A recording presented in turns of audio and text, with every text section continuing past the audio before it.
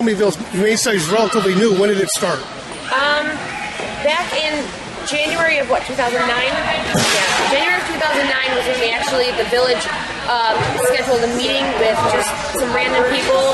Hey, you want to come join us? Come join us. Went to a meeting. We formed the board, the very second meeting we had. And then from there, it's just kind of been history. We started getting volunteers, foster homes, and then gradually, after about a year and a half of taking in funds and volunteers and everything, we started taking in animals once all the paperwork was in order. We had all of the paperwork we needed for the Illinois Department of Agriculture. That's when we started taking in animals, was in August of 2010. Let's talk about the owner who is, has an animal perhaps in neglect. What steps are being taken to one, educate the community on what is considered neglect and what is not considered neglect? Number two, what penalties? Are the penalties stiff enough? Unfortunately, that is a very tough question to answer because as animal lovers, we think that the rules should be stricter on animal cruelty. We get calls all the time, and so does animal control, about a dog that's being left outside during inclement weather or a dog that's being left outside all summer long. And if you go to the house, as long as they have shelter and water available, or as long as they can get to that, then they're doing nothing wrong. It does not matter how hot it is. It does not matter how cold it is outside. They can be outside as long as there's a shelter for them.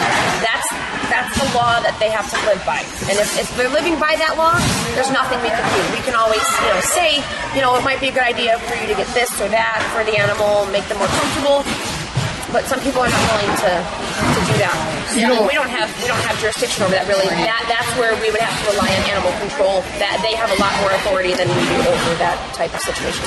And I think that I have talked to other people, other residents in the county, and a complaint from the residents' perspective is, well, what do we do with the dog? I mean, if we call this number, we call that number, and everybody's telling us no. What are we supposed to do?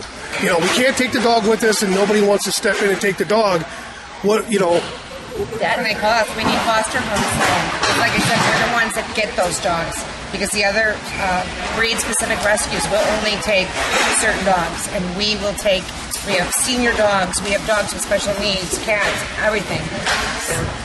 It is a tough call with people that have no clue where to put their animals. We get calls like that all the time. I've been trying for weeks and weeks. I'm getting kicked out of my house, and I don't know what to do. Usually, if it's an emergency situation, our foster homes are amazing. They usually step up. We shove them somewhere, make sure that they're in a place where they're being fed, they're being cared for, and then rearrange foster homes or wait till an animal's adopted somewhere and then we move them around. Or we take them in, and then if we really can't even, don't have the space anywhere, we will try to find either another rescue or we do, especially with our dogs, we do board dogs that are, that's our backup plan. We board dogs in case of emergencies.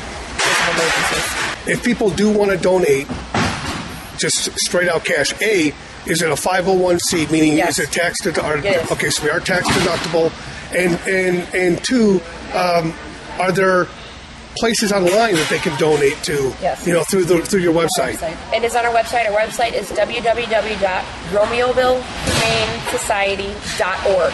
And there's a tab on there where they can donate. And if they want a tax-deductible receipt, we can provide that as well.